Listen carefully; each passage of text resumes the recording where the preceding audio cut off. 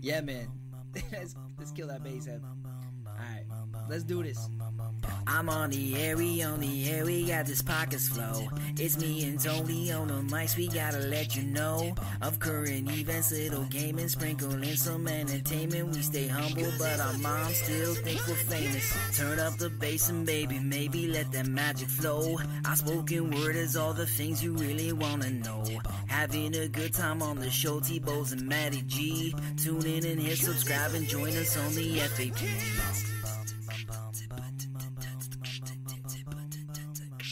Welcome, everyone, to the Freaking Awesome Podcast. I'm your host, Anthony Bowes, and sitting virtually across from me is my co-host, Matty G. Hey. How you doing today, buddy?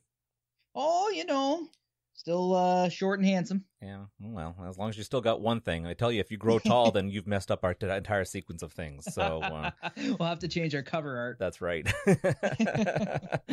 Well, Matty, we got a very fantastic guest on our show today. I feel like, unfortunately, he has lost a horrible bet, or he listens to our show and felt really, really bad for us. Hopefully, our time together with him definitely will enrich your lives and not degrade his in any way. He was a publicist in 1970s and 80s for singers and bands such as Prince, Billy Joel, and Styx. He has written several books, including the Lucifer Principle, as well as a book about his experiences with Michael Jackson. He was a publicist for Michael Jackson and Cyndi Lauper, Talking Heads, Lionel Richie, ZZ Top, AC/DC, Simon and Garfunkel. The list goes on and on and on. Ladies and gentlemen, we're very fortunate enough to have Mr. Howard Bloom. Howard, how are you doing today? Doing extremely well. That's fantastic. Wish the sun were out in New York, but we do have a slightly gray sky down here. Do you? It's not much better up here either. It's pretty doom and gloom. Yeah. Well, it's the beginning of fall, so it's true. Our sun is being stolen from us for another 6 months. Well, I mean, at least up here, we've got some beautiful colors to look forward to before all the snow comes down. So it's we get at least a little bit of a glorious reprise before it gets horrible. So have the leaves begun to turn colors yet? Just started the other day. And we haven't started yet. Oh. So, Lord, let's hope we stay in a tropical fishbowl until the end of September. That's right. Well, I mean, I'm one of those people who I love snow for Christmas, but other than that, like, I don't snowboard and I don't really ski, so it's useless to me. If anything, it's just I'm waiting for people to crash into me with their cars. So I would much rather it stay fall all year round if we could. My buddy's actually in Idaho, and he was saying that he had his wedding on last Saturday, and it was 96 degrees. And 3 days later, when they were driving home, it was snowing. Wow! Amazing. So I was like, how? So free. You know what? I used to live out in BC, and weather would always be very, very weird. Where it could literally rain down half the road and not on the other half of the line. So, well, I grew up in Buffalo, New York, and when you started to head for school in the middle of winter, the snow was up to your nipples, and if you wanted, you could walk on the snow drifts and stick your hand out and touch the gutters of the roofs, because the snow drifts were 8 feet high. Mm-hmm. It was delightful. Of course, getting indoors afterwards and unfreezing yourself was a half an hour of intense pain.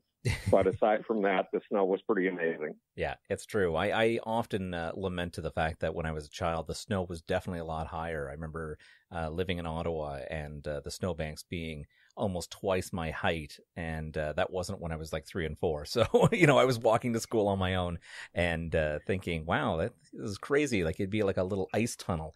And now we don't get anything close to that. So amazing. Yeah, maybe with all this...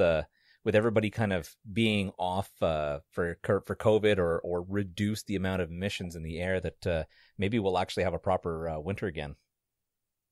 Well, that would be neat. It's amazing when it snows in New York City, because you can go out early in the day and there aren't any footprints on it. We've got a 580-acre park near my home. And just to see that snowy landscape is amazing. And then there are the days when the ice comes down, rain comes down at frigid temperatures and coats the trees, and they're just coated with this crystalline stuff. Wow, just beautiful. It's beautiful. on my bucket list to see the Rockefeller Christmas tree. So yeah, mine too. It is super beautiful. It's one of my favorite things to see every Christmas on television. Well, we have to get past the COVID lockdown. That's right. To get to that point. Yeah. Canada's just not letting us go anywhere right now. They still keep the borders locked up nice and tight. And nobody wants us Americans anywhere because we've had more COVID deaths than the leading two competitors combined. We've had more than France, Germany, Italy, the United Kingdom, and Spain combined. Yeah. So we're sort of the pariahs of the world right now. We are demonstrating exactly how not to handle COVID-19. Right. Americans got to be the best at everything. Yeah, you want to kill the maximum number of people, just imitate the United States. That's right. All right, Matty G, shall we get into the news today? Yes. All right. My first one's funny. It made me laugh out loud when I read it, so right. I'm sharing it with you. Sounds good. Title is The Naked Car Wash. Go on. Showering at home simply isn't an option, why not cleanse yourself in a local car wash? An unidentified Australian man did just that around midnight. This was the last week of August. A little older, but I had to share. All right. After visiting Parkland's Car and Dog Wash, the business owner Jeff Bowen told local news that he went to work that day to find the water guns thrown on the ground. Perplexed because that had not really ever happened, Bowen decided to check the surveillance camera, and what he saw left him laughing. The camera captured a naked man with one hand over his private parts, grabbing the hose from the wall and handing it to his buddy who was making a cell phone video. The nude man's buddy sprayed the man with the hose as the man jumps, dives, and ducks as he's blasted by car cleaning chemicals. The naked man is then chased by his pal, who throws the power washer down. Bowen said the chemicals are powerful enough to break down grime and droppings from cars, but not made for human skin. So I was like, this sounds like something that I would probably do in my early 20s, late teenage years. Yeah, my first thought on that was I really hope he didn't go for the hot wax. Wow. Oh my goodness. All right. Well, mine isn't I think as risky at that, but just as interesting. This one actually comes from our friends down in good old Florida. It's been a while since we've had a Florida news. So. Yeah, it has actually. Yeah.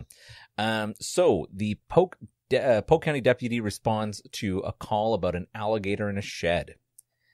So a family was basically in their shed out back when they were trying to retrieve some items, and they saw an alligator in the back. So they instantly called the police, and I don't know why they don't call animal control, but anyways, and they said that there's an alligator in the shed. Well, Deputy Trexler from the sheriff's office shows up to the 911 call, prepared to find the large reptile.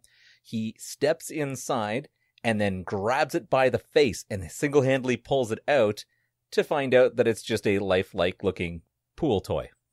The sheriff's office had put a tweet out about it and stated that he conquered the beast and even literally knocked the wind out of it. They said, tune in next time when he wrestles a pool noodle. Surprised they didn't shoot him for non-compliance. Right. Now the funniest thing is there are photos online about it, and it actually looks very real. Like if it was just the head kind of poking out, like you'd have suspected, maybe because it is Florida. It's just really funny because you'd think maybe the owners knew that they had something in there like that. Dude, have you seen those remote control boats that are alligator heads? Yes, and I have. Yeah, those are, and they're super lifelike looking. Mm-hmm. Those are pretty cool. I think we should get one. I don't think this is as believable up here as it would be down in, say, Florida. True. Yeah. All right. Have you got another one? I do, sir. Okay. This one I grabbed because it's this one was in Brockville, really close to us. Ooh, really? So, super yes, local news. The title is Parrot Greets Home Intruder with Hello as Credit Card Stolen. A pet parrot's cordial greeting wasn't enough to immediately thwart a suspected thief. Brockville police said a man entered a home Monday afternoon through an unlocked door and took a credit card from a wallet that was nearby. The parrot greeted the intruder with a hello, police said on social media. The homeowner was alerted by the bird, but didn't pay much attention to him as, quote unquote, he isn't always a reliable source of information. However, an eagle-eyed neighbor photographed a man leaving the home, and police were contacted. On Tuesday, security cameras at a local grocery store caught the man using the card. Police identified and later arrested the man. 33-year-old man was held in custody for a bail hearing, facing charges of break and enter, theft, and using a stolen credit card. Wow. I almost think that parrot is pretty much as useless as my dog. It just is like, hey, how's it going? And then nothing. Didn't say, yo, your wallet's being stolen. Like, I mean, if you can remember the words hello, you should probably say, hey, he's taking your wallet. Yeah. Oh, wow. Okay. So good. Yeah. My last article, I do have a theft as well. Now, this one was a little bit interesting and funny, but I feel like this falls under theft blunders. So down in North Carolina, there was a young gentleman who, of course, was buying cigarettes from the local pharmacy. And I guess down there what happens is you have to present your ID if obviously you don't look of age. So he presented his ID and it was scanned by the computer. And he basically requests his cigarettes. And while the cashier walks away, he opens the cash, steals the money, and runs out of the place. And I'm like, do you not see a problem with that? You just basically gave him your address and everything, an ID, to which, of course, the police officers later picked him up and charged him with theft. Oh, my gosh. So I think what was that? That probably goes to like a Darwin Award or something. Yes. Yeah. Oh, my Amazing. goodness. Yeah. All right, Howard, we're back to you now. Good. Yes. So, where should we begin? Oh my goodness. Matty G and I were talking before you had called, and I had said that I don't feel like in our brief short amount of time on the show that we even have time for. It's like one of the things I don't even know where to start. But let's start off when you were young. Okay. I was listening a little bit about your history and your past, and how basically you decided to try to understand the theory of relativity for a girl. Well, basically, I got into science. I got into microbiology and theoretical physics at the age of 10. And I learned two basic rules of science: the truth at any price, including the price of your life, and look at things right under your nose as if you've never seen them before, and then started reading 2 books a day. So by the time I was 12 and in 8th grade, I'd already accumulated a bunch of scientific credentials. I had co-designed a computer that won some science fair awards. I built my first Boolean algebra machine. I'd met with the head of the graduate physics department at the University of Buffalo to discuss Big Bang versus steady state theory of the universe and the interpretation of the Doppler shift.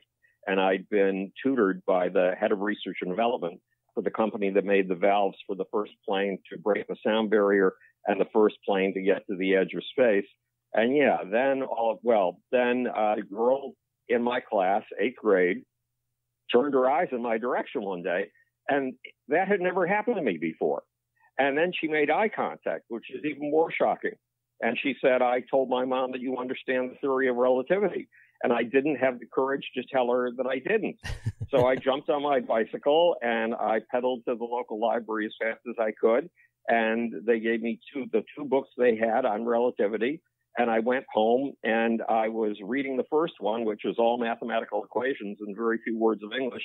And I have never understood a mathematical equation. Mm-hmm. So eventually, in desperation, realizing my mom was about to put me to bed and I still wouldn't understand the theory of relativity the next day, I turned to a little skinny book that was written by Einstein himself, not with collaborators like the other big fat one. Mm-hmm. And it was as if Albert Einstein reached out through the pages of the book, grabbed me by the lapels and said, Schmuck, listen up. To be a genius, it's not enough to come up with a theory that only 7 men in the world can understand. To be a genius, you have to be able to come up with that theory and then explain it so clearly that anyone with a high school education and a reasonable degree of intelligence can understand it. So when I was 12 years old, after 2 years immersed in science, Albert Einstein told me, you want to be an original scientific thinker, you're going to have to become a writer, and not just any writer, a really good, delicious, scrumptious, amazing writer. So that became a new goal in addition to science. Wow. Becoming a writer. And at the same age, something really weird happened to me, and my bar mitzvah was coming up, and I didn't want to miss out on the presents, and I didn't want to miss out on the first party that I was ever going to be invited to in Buffalo, New York. And I realized that I was an atheist, but I put that realization in some dark corner of my mind so I wouldn't blow the bar mitzvah. And then it took 2 months to write thank you notes for all the presents. And the high holidays rolled around. I'm a Jewish atheist. And my parents got me in a suit. I don't know how they did that. They got me in their big blue four-door Frazier automobile. They got me all the way to Richmond Avenue, which is where the synagogue was. And being an atheist, I refused to go any further. I really didn't want to go. So I was holding on to the car door frame, and my parents were trying to drag me up the street by my ankles. And I had a sudden realization. If there are no gods in the sky, and I'm an atheist, so to me there aren't, and if there are no gods under the earth, and again, I don't believe in that either, there is something funny going on here. There are gods in the scene. The absolute passion with which my parents are willing to drag their firstborn child up the street like a sack of meat is something really extraordinary. So the gods in this scene are inside my parents. And if they're inside my parents, they're inside of me too. So that began a quest for the ecstatic experience and how it feeds into the forces of history. And when I graduated from NYU, I had fellowships at 4 different schools in what's now called neuroscience. It didn't have a name back then. And I suddenly realized this is going to be like Auschwitz for the mind. I'm interested in the ecstatic experience. And I will never be able to get anywhere near it in my entire career, because I'll be giving paper and pencil tests to 22 college students in exchange for a psychology credit. And how many ecstatic experiences, how many of the gods inside of us are you going to see come alive in those classrooms? Zero, absolutely zero. So I jumped ship and went into something I knew absolutely nothing about. I had grown up I loved music, but I was listening to Rachmaninoff and Bartok and Stravinsky, Beethoven, Mozart, not the popular music. But I had a chance to go into popular culture, and I figured that might provide me a periscope position from which to find the lands where the gods are, the lands where the gods inside of us come alive. And I eventually stumbled and fell into rock and roll and founded the biggest PR firm in the music industry, and helped build or establish the careers of Michael Jackson, Prince, Bob Marley, Bette Midler, AC/DC, Aerosmith, Kiss, Queen, Run DMC, Billy Joel, Billy Idol, Paul Simon, Peter Gabriel, Byrne, Joan Jett, ZZ Top, Styx, a whole bunch of people like that. And it was an amazing privilege. I mean, how many science people have you heard of who've been able to adventure in the land of the superstars of our time? Wow, for sure. Like what an amazing path that led you there. I mean, I kind of look back and think that if a girl in that grade turned and looked at me and said, "Do you know this?" I would have just said, "Yes." And I like peanut butter. Yeah, but right. but it's so funny that of all the things you had done before you had even gotten to that moment in life, where you're looking at it and thinking, no, I don't know the theory of relativity. And you could have easily said, but I've done this, this, this, and this. But you're like, no, the challenge is now put there. I have to go learn it. Right. And the rock and roll thing was extraordinarily interesting. I was looking for the dark underbelly where new myths and movements are made, and I found it. And more than finding it, I was sort of splashing down like an alien anthropologist from Mars who didn't know American culture or Western culture at all. And the result was there was a whole bunch of ritualistic ways of doing things in the music industry. Yes. And everybody in the industry was attached to those things. In fact, they didn't even see that these were imperatives that were hanging around in their skulls, forcing them to do things a certain way. And I had the privilege of coming in from the outside, so I could look at those things and pick the ones that worked and avoid the ones that didn't work and invent my whole new systems. So I invented whole new ways to do PR in the music industry and was credited with reinventing PR in the music industry. And it worked because look, if you came to me and you were a prospective client, I gave you a little speech. I said, look, if you're coming to me expecting me to fashion an artificial mask for you, an image, and to sit here like a guy in a checked suit with a cigar in his hand and say, with this image kit, I'm going to make you a star, then you've got the wrong publicist, and I'll send you to my best competitor, and I'll have you in his office in 2 hours.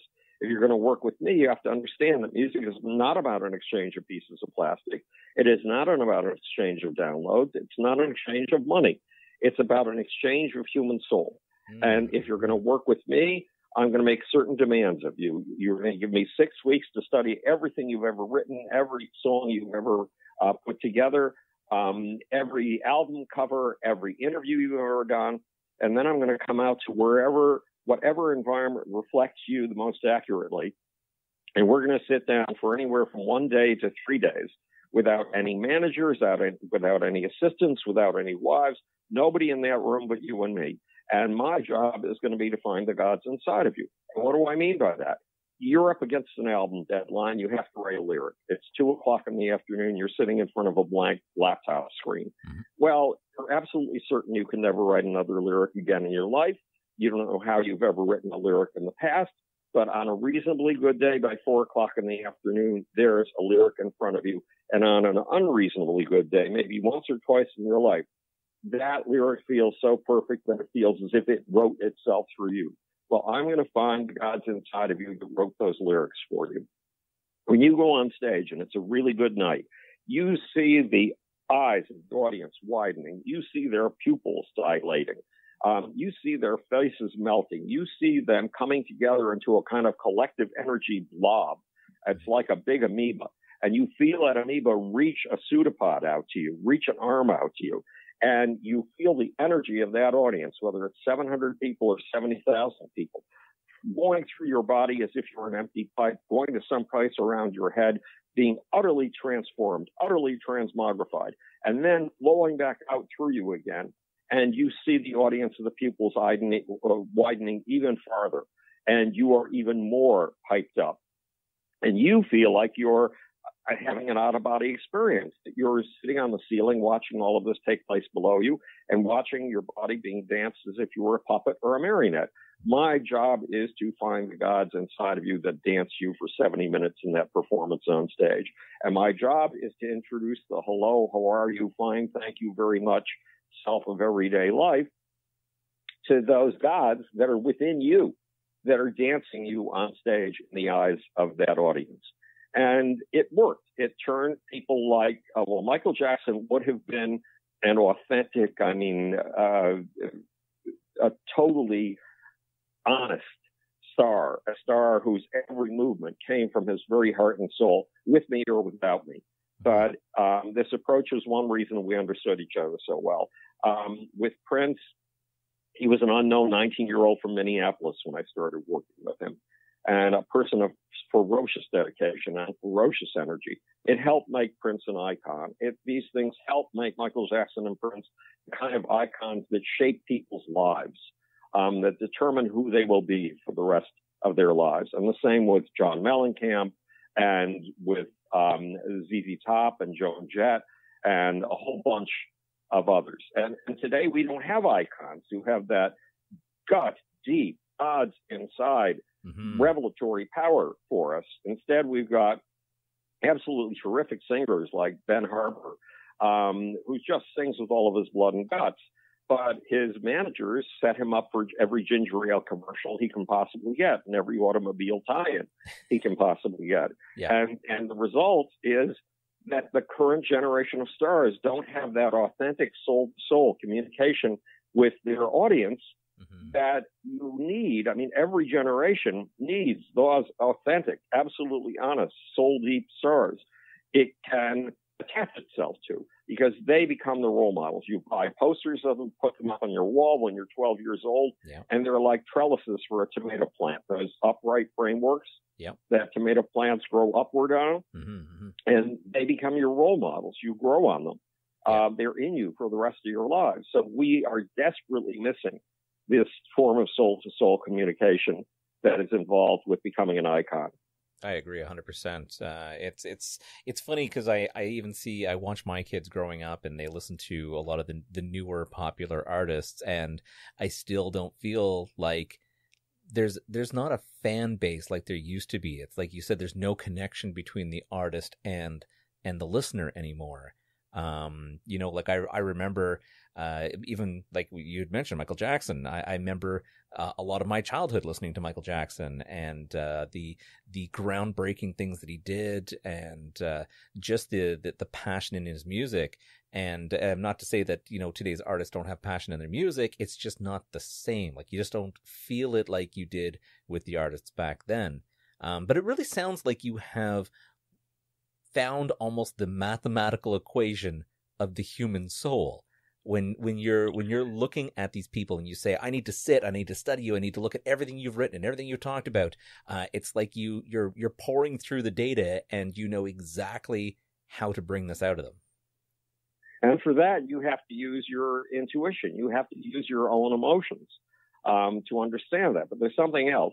Once upon a time, God knows, in the 1930s or something like that, or in the 1920s, a kid named Konrad Lorenz in Germany was hanging around. He and his girlfriend, he was 6 years old at this time, were hanging around on the banks of a river, and they saw a mother duck, and her ducklings had just come out of the nest. And they watched as those ducklings attached themselves to their mother, and then for the rest of their lives swam around in single file after the mom. Well, Lorenz was just fascinated with birds. When he got older, he got the Max Planck Institute, which is the leading scientific institute in Germany, to buy his parents' fairy tale house in the forest, and he turned it into a research station, which meant he kept an awful lot of birds. Yeah. So one day he was walking past a bird's nest, or past a nest of goslings, on his way to the kitchen door. He'd just gotten off his bike, and he suddenly noticed these goslings had come tumbling out of the nest and were following him in single file.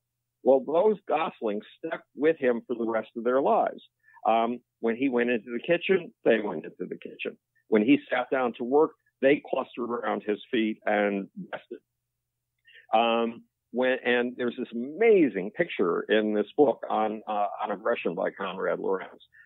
There are a whole bunch of geese, full-size geese, 4-foot wingspans, and they're flying in the famous V formation that geese use to migrate, except they're doing it 4 feet off the ground, which you've never seen before in your life. Yeah. And the point of the V up at the very head is a guy on a bicycle's head. Well, it turns out the guy on the bicycle is Konrad Lorenz, and these are the geese that grew up following him around. What's worse, when Konrad Lorenz had guests, it was and when the geese were adolescents, when their sexual hormones had just begun to flow, it was extremely embarrassing because the geese did not want to mate with other geese. They wanted to marry with someone who looked just like good old mom. And good old mom was Konrad Lorenz. No. So they would try to mate with the guests that Konrad Lorenz would have over. It was hideously embarrassing. Well, that's called imprinting, and it won observing it won Konrad Lorenz a Nobel Prize.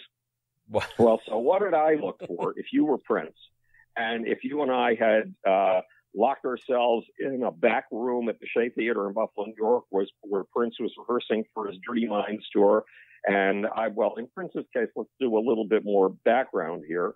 I was told, look, I read all 3 music trade papers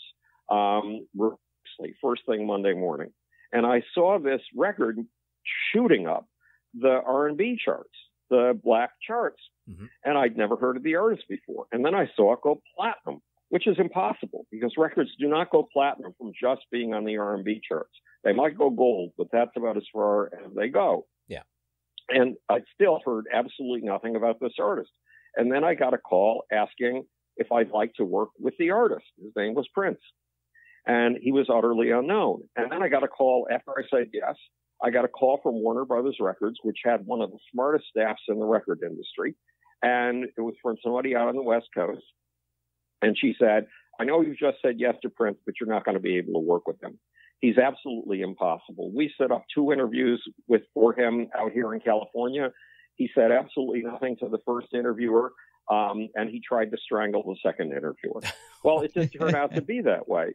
When I flew up to Buffalo, which is where he was rehearsing for the Dirty Minds tour, ironically, that's my hometown, not his, I watched Prince and the Revolution rehearsing. When they were finished, Prince and I found a room backstage. We locked ourselves in, and we spoke from 2 o'clock in the morning until roughly 6 o'clock in the morning.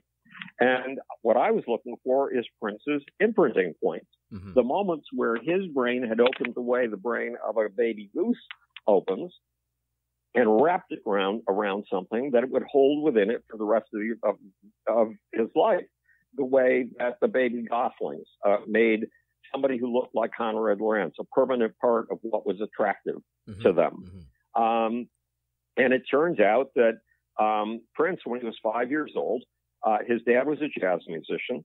And when he was 5, his mom took him to see his dad rehearsing at a theater very much like the Shea Theater that we were sitting in. And that meant 500 seats were all pointed at the center of the stage. And a spotlight was pointed at the center of the stage. And Prince's dad was at a piano in the center of the stage.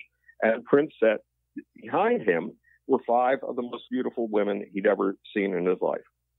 Well, for goslings, what you imprint on, your brain opens up at a certain point, it's just for an hour or so, and it looks for something that has certain specific characteristics, basically moving at a certain speed.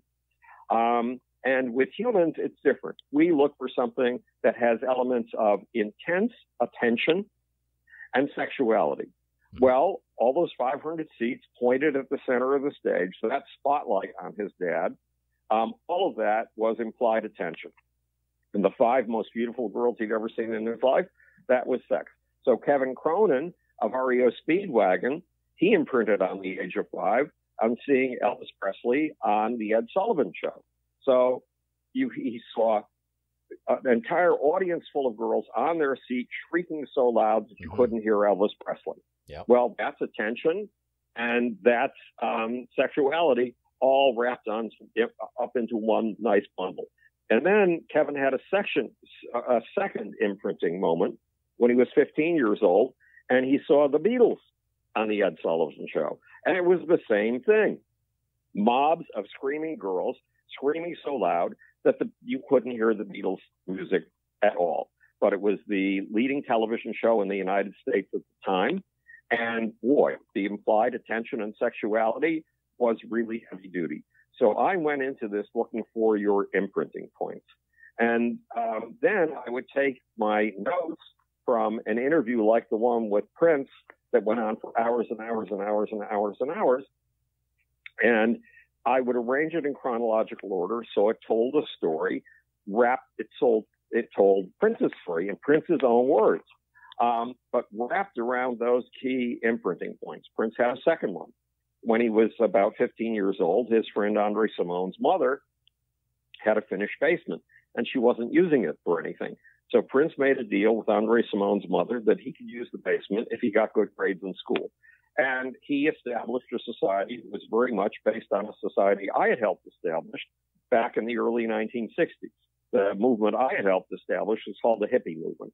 And Prince took one of our slogans, one of the hippie movement slogans, make love, not war. And he made it a central tenet of this little mini society that he formed. Now, why would Prince need to form a mini society? He was approximately 5'1". Yes. One of the tiniest people you've ever seen. I didn't realize that for the first 3 years I was working with him because he had such an extraordinary personality, such extraordinary charisma that sitting in a room with him, it felt like he was absolutely your size, no matter what size you are. Mm-hmm. But if you're 5'1" and you're growing up in a mixed neighborhood, a black and white neighborhood in Minneapolis, think of the way other kids are going to treat you. The boys are going to bully you mercilessly. So Prince set up an alternative society in Andre Simone's basement. based around doing anything that your sexual impulses told you to do, and in the process preventing war. So that's where a song like Ronnie, Don't Go to Russia comes from. He was genuinely trying to get Ronald Reagan not to make war by taking the sexual alternative. So imprinting points are the seats of our soul. It's like when you tie the string for a balloon to a tree branch, or better yet, to a spot on the ground, and the balloon can flutter around in the wind in any direction it wants, but it's always attached to whatever you tied it to.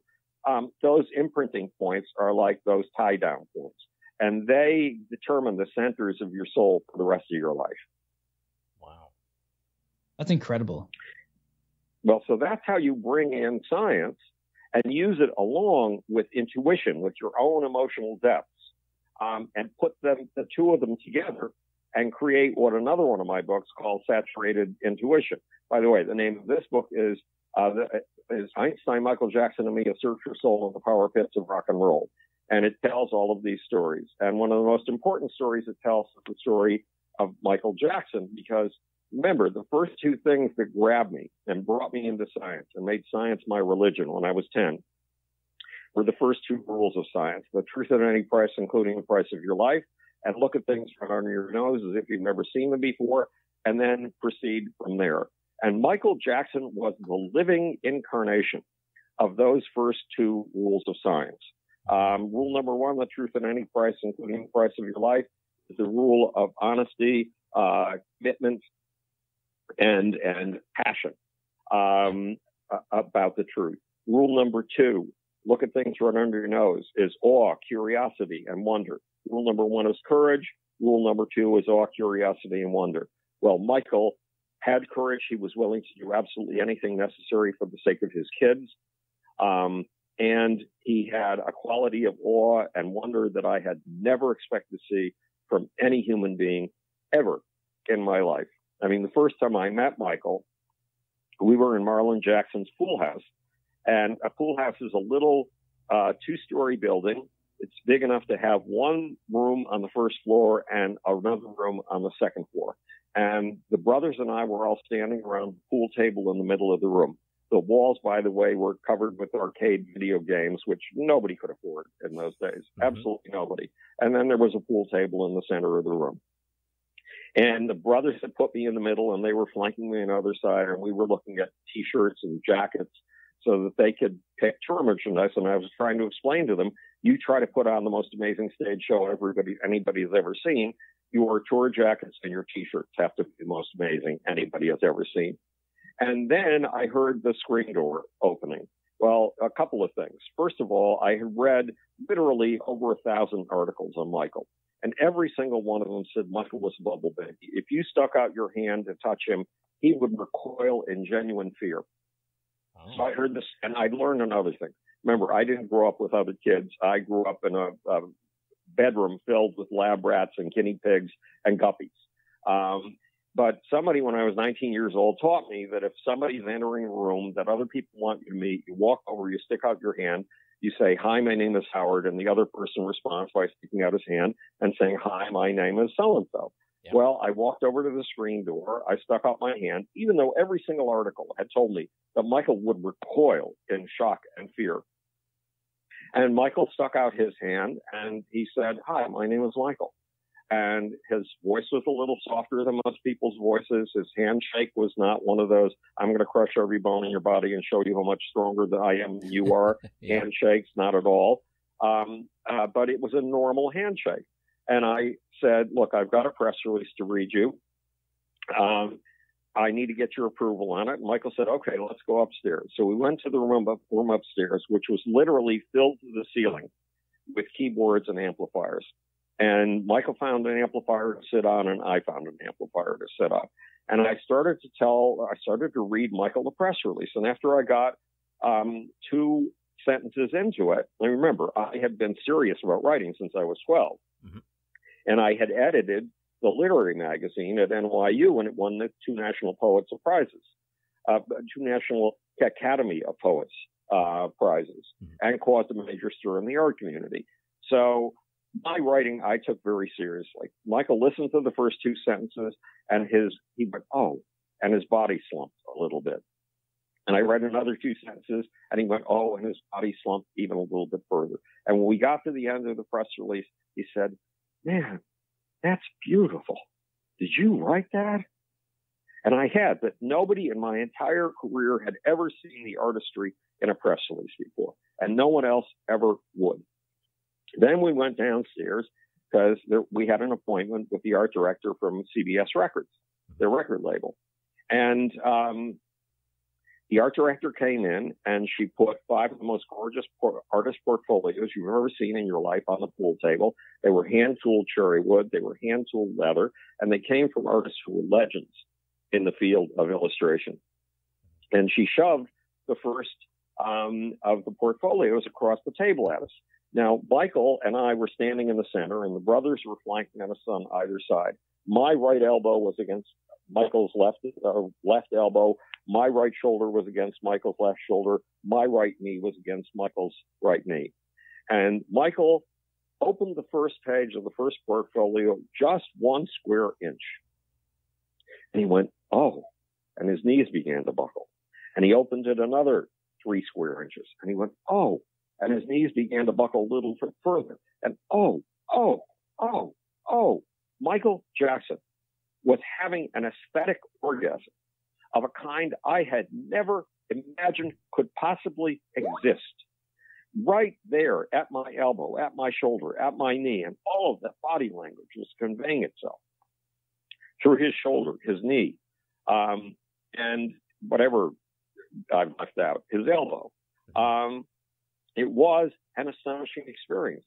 It was the first or the second rule of science: look at things right under your nose as if you've never seen it before, and then proceed from there. Come to absolute life. Are you still there? We've had some binking sounds on the phone. No, okay, that's so much to think about. It's like, wow. Okay. So Keep those going. binks are innocent. Okay. So then a few months later, I used to keep my office was in Manhattan. It was on 55th Street and Lexington Avenue. Mm-hmm. And it was a 2-story office with a spiral staircase.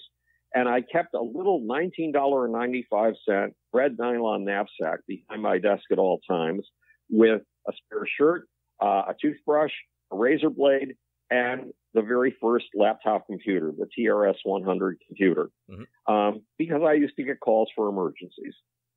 And at 4 o'clock in the afternoon one day, I got a call saying, you got to be out here by 11 o'clock tonight, out here being in L.A. Michael's canceling his tour, and you're the only one going to talk to. So I jumped on a plane, got out to L.A., took my rental car to the address I'd been given. It turned out to be the middle of a giant studio lot. And studio lots have buildings the size of aircraft hangars. Yeah. And when they are dark, it's a spooky sight. And all of them were dark but one. And even that, though it had tons of lights in it, the light was swallowed up by the space inside the hangar. And I stepped inside that hangar-like building, studio, and it was the Jacksons rehearsing for their tour on a 110-foot stage. Now, to realize what a 110-foot stage is, when ZZ Top decided to go screw you to the world and take Texas culture to the world, they'd always been humiliated about Texas culture. All Texans had up until then.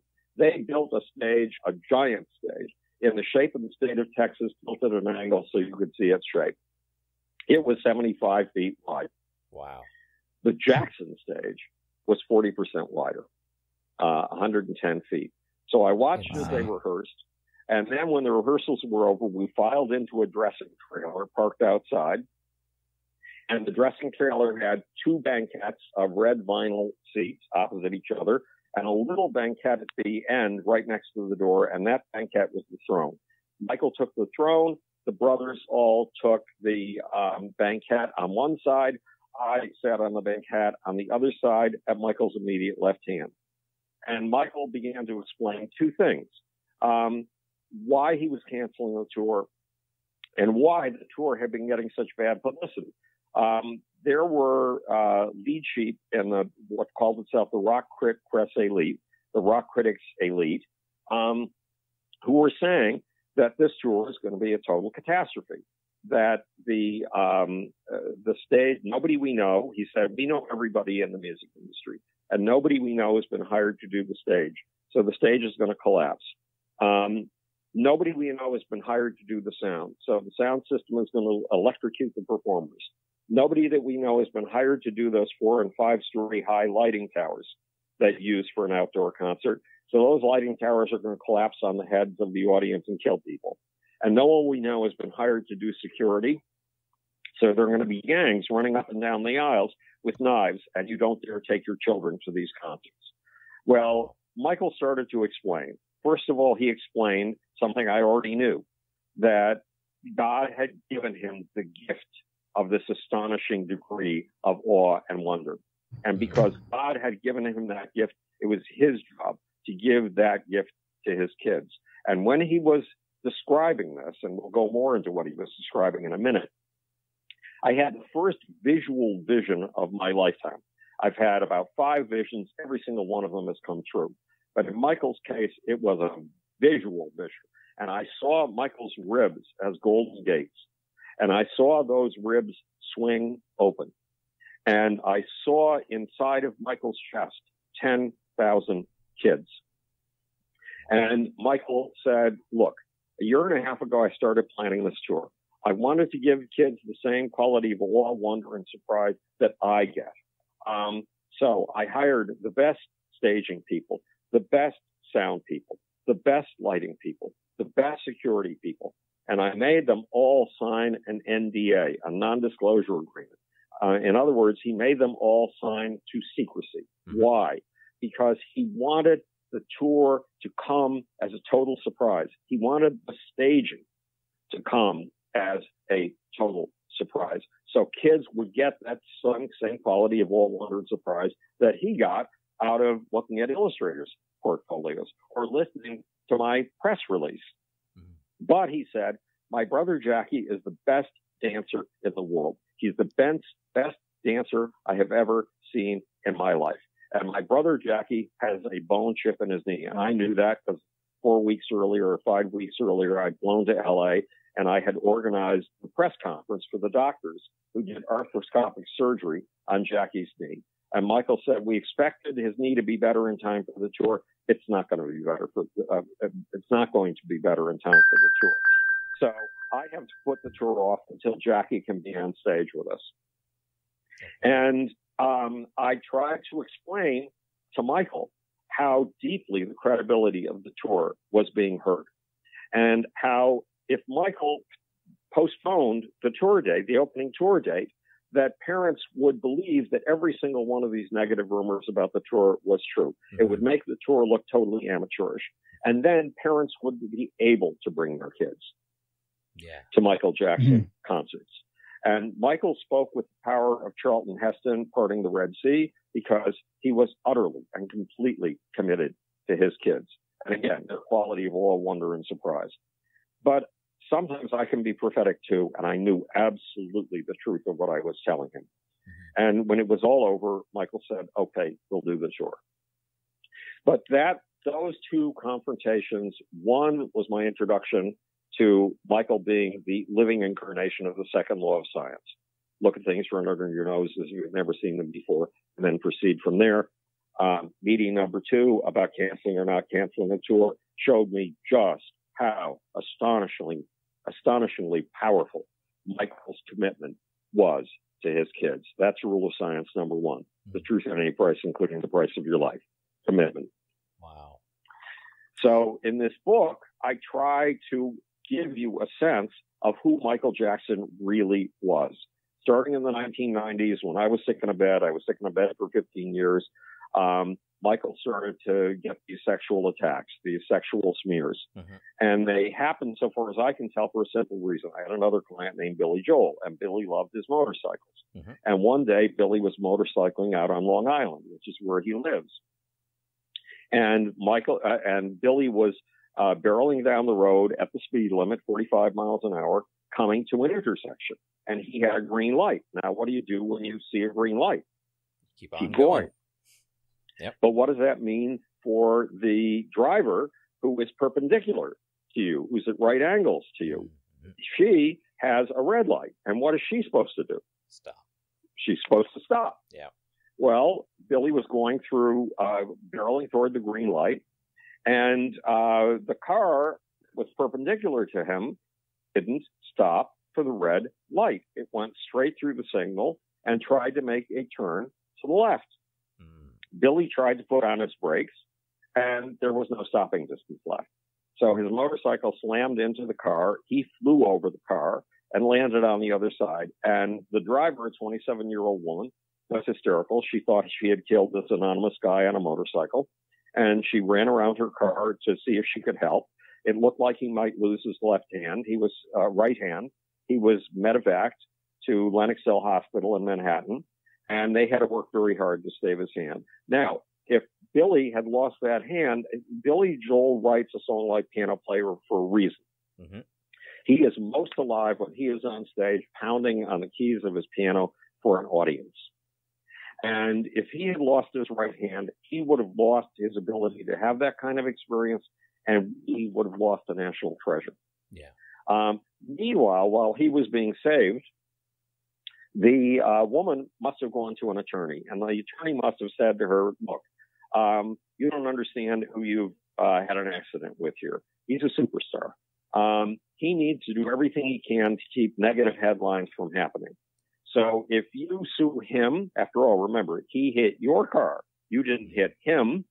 Mm-hmm. If you sue him, he's going to have to settle out of court to keep you quiet. So that woman made $250,000 off of nearly killing Billy Joel. And that's how it works with superstars. Ridiculous. A superstar is a sitting target. Mm-hmm. So if you're one of those moms whose kid has made friends with Michael Jackson, a couple of things you have to understand. First of all, Michael Jackson's bedroom is not a private place. You're accustomed to privacy in your bedroom. I'm accustomed to privacy in mine. But Michael Jackson's been a star since he was a kid. Mm-hmm. And his bedroom has never been a private place. When Lionel Richie, another one of my clients, was going over to Michael's house to write the lyrics for We Are the World, the charity song, mm-hmm. With Michael, where did they do it? They did it in Michael's bedroom. Where? They did it on the floor. And at one point, Lionel, whose head was about 2 feet off the ground and was busy passing lyrics back and forth with Michael, all of a sudden felt something staring at him from eye level, 2 feet off the floor. And he turned his head to the right very, very slowly. And what did he see? Muscles. Michael Jackson's boa constrictor. Trying to evaluate whether he'd make a good hors d'oeuvre before lunch. Wow. And so that's the nature of Michael Jackson's bedroom. So when Michael, and remember, when you were a kid, you had your first sleepover. Yep. It was a wildly ecstatic experience. Yeah. You were talking all night long. You were still talking when the sun came up. Mm-hmm. Well, Michael never had a childhood like yours and mine, although I never had a childhood either, but that's another story for another time. Michael never had a childhood. And I have a friend named Jacques Panksepp, who was the leading researcher on human emotions, and baby rats play. So he took a bunch of baby lab rats and he isolated them so they couldn't play during their childhood. And when he put them back together, it was as if the lab rats had experienced play deprivation. They needed to get that same amount of play out somehow or other, even if they were past the point of childhood. Mm-hmm. Well, that's how Michael was. He never had a childhood. So childhood became very, very important to him. That's why he was so dedicated to his kids. And he never had the kind of normal privileges of sleepovers that other kids did. So he would invite kids over to have sleepovers in a bedroom that was a public place from the get-go. Now, if you're one of the moms whose kids Michael has become friends with, at first you think it's the greatest thing in the world, and you're wildly ecstatic. Mm-hmm. Then, if there are unstable women who cannot make a living or do not bother to make a living, mm-hmm. and who want other people to give them money to continue to survive. Yeah. And the first woman who came up with a clever idea of suing Michael for sexual improprieties with her kid got $23 million in a settlement. What do you think that does to all the other mothers whose kids spend time with Michael Jackson? Mm-hmm. Mm-hmm. It's a serious motivator. Yeah. So you and I will never know, including me, we will never know whether sexual proprieties were for real or were false. I believe they were false, but that's a belief. Yeah. I wasn't there. I can't tell you. I wasn't in those bedrooms at that time. But the odds are very good that those accusations are all false. Yes. Plus, there's one more line. There are two more things in the book that you have to know. One is, Einstein, Michael Jackson, A Search for Soul in the Power Pits of Rock and Roll says that if you loved Michael Jackson, even despite all of those accusations, that you understood something about Michael Jackson that no one who has ever written a book about Michael Jackson has ever understood. You understood his essential goodness, his overwhelming, almost saint-like goodness, again, the qualities of awe, wonder, and surprise, and commitment to his kids that we talked about a minute ago. And the second thing you have to realize is this. Back in 1954, every sports physiologist on the planet knew that it was physiologically impossible for a human being to run a mile in less than 4 minutes. And then a med student in England and a med student friend of his got together and started analyzing his running to spot every move that wasted the tiniest amount of energy and get those energy wasting moves out of his bodily vocabulary. Mm-hmm. And finally, this guy beat the 4-minute mile. And since Roger Bannister was his name, and since Roger Bannister beat the 4-minute mile, it's become normal for every major international competitive runner to break the 4-minute mile. As of the latest update of the Wikipedia article on the 4-minute mile, 1,800 people have broken the 4-minute mile since then, even though the experts said it was physiologically impossible. Yep. What Roger Bannister did for the 4-minute mile, Michael Jackson did for the qualities of awe, wonder, surprise, and utter and complete commitment. Mm-hmm.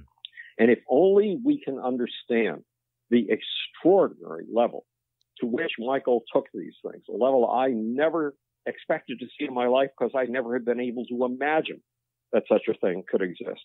It could expand the envelope of human perception. It could expand the envelope of human possibility, just the way that Roger Bannister expanded the audience or the envelope of human possibility. So understanding who Michael Jackson was and what he really was all about can be very important. It can be a gift to the entire human race. And in Einstein, Michael Jackson, and Me, I try to show you, I try to make you feel viscerally just what Michael was and how extraordinary he was. Why? Because if you're 12 years old and you're reading this book, that can be the trellis on which you grow. Mm-hmm. And there's another experience that I need to tell you to understand just how important I think Michael was. When I was heading the public and artist relations department for Gulf and Western's 14 record companies, one of our record companies had a guitarist named Bill Chinnick. And there was nothing terribly special about his songs. There was nothing terribly special about his vocals. But there was something really unusual about his guitar work. And one day, he was playing a club in New Jersey, and he was doing what he usually did on guitar. And there was a little old man in the audience. And when everybody else left, the little old man stayed there. And then the little old man came up to the stage and said, "Son, how did you do that?" And Bill Chinnick responded that, "Sir, I grew up listening to Les Paul. And I sat there in front of my record player for 3 years, practicing and practicing and practicing. It was very hard. Mm-hmm. And finally, I got to the point where I could play like Les Paul." And the little old man said, "Son, I am Les Paul. Don't you realize I invented multi-tracking?" Wow. In other words, Les Paul, on his records, it took 8 Les Pauls to make what Bill Chinnick thought was 1 Les Paul. But given that example of what he thought was 1 Les Paul, mm-hmm. And it took a lot of work, but finally Bill Chinnick was able to live up to that quality of guitar work. He was able to play a blizzard of notes. And by the way, Les Paul then said, "Can you come over to my house and show me that again?" Which Bill Chinnick did. Wow. So when someone comes along like Roger Bannister or like Michael Jackson, and becomes the trellis on which people grow, becomes an icon, then other people can start with the standard that that person ended up with and move on from there. Mm-hmm. And in some tiny number of cases become iconic themselves and become new landmarks for human possibility. Again, expand the boundaries of human possibility and expand the boundaries of human perception. And that's the power I think Michael Jackson has if only we understand him right. And this book does everything in its power to get you to feel Michael Jackson in your very chest, in your ribs, in your arms, in your legs, and especially in your sense of awe and wonder. Yeah. Now, first of all, Howard, I got to mention, I'm a huge Michael Jackson fan. I always was. Of all the things I've read, of all the things I've seen, I still, deep down, I cannot believe that he would do any of the things he was accused of. I feel like you're right. There's a lot of people that saw this man who was a very good and kind person, took advantage of the situation, and then things just started snowballing from there. I feel like it's kind of like how you had said it can't be done, or everybody wants to prove that it can't be done. I feel like it was one of those things that people just couldn't believe that there was someone out there that was that kind.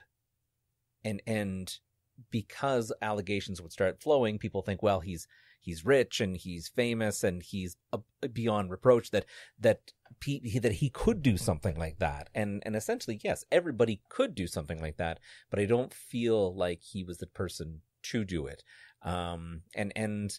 It's kind of unfortunately, it's very disgusting that people would find that it is so easy to believe things like that, considering the amount of things that he did for other people, and so it's very, very sad.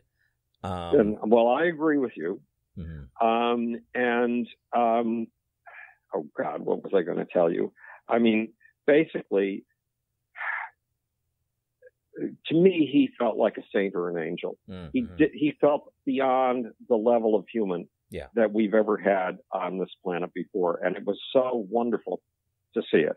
It was so wonderful to see that possibility inherent in him. But something to realize is that Michael spent 50 years on this planet. Mm-hmm. For 25 of those years, he was becoming Michael Jackson. For 25 of those years, he was dangling on the cross. Yeah. And there's no way a person who was so utterly deserving should ever have been crucified, tortured like that, ever. Yeah. So it was a waste of one of the most powerful phenomena that evolution or God or whatever you happen to believe in has ever put on this planet.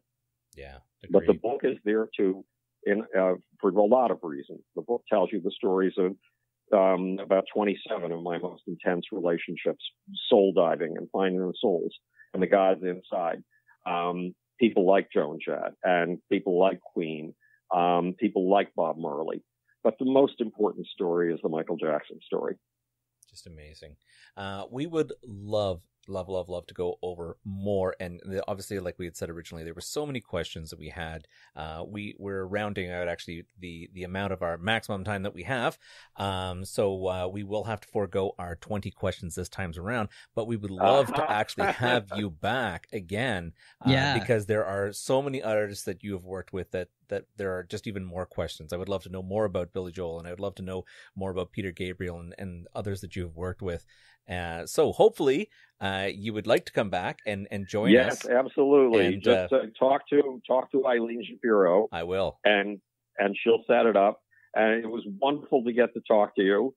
And hopefully I'll see you again soon. For sure. Now, before you go, do you have any social medias or anything that you would like to plug, or where people can get a hold of your book? Or just for the books, just look at Howard Bloom, BLOOM, like the flowers that bloom in the spring, on Amazon or Barnes & Noble, for information and lots of articles, strange articles. I mean, articles by me, which are all very strange. Yes. Go to howardbloom.net.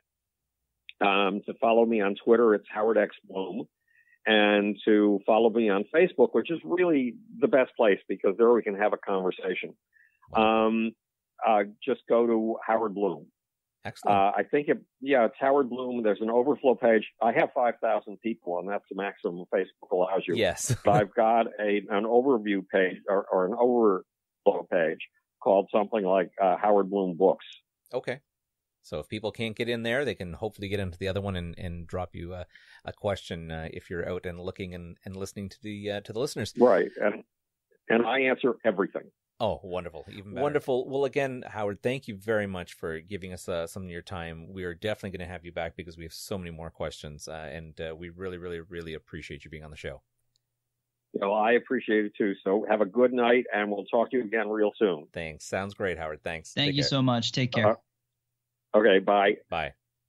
So this is a good time for us to pitch our social media. You could get us on our website, thefap.ca, on Twitter, is the Fap4, you can get us on Instagram, is the Fap Podcast, don't forget our Facebook, the Freaking Awesome Podcast, and you can always reach out via email, thefappodcast@gmail.com.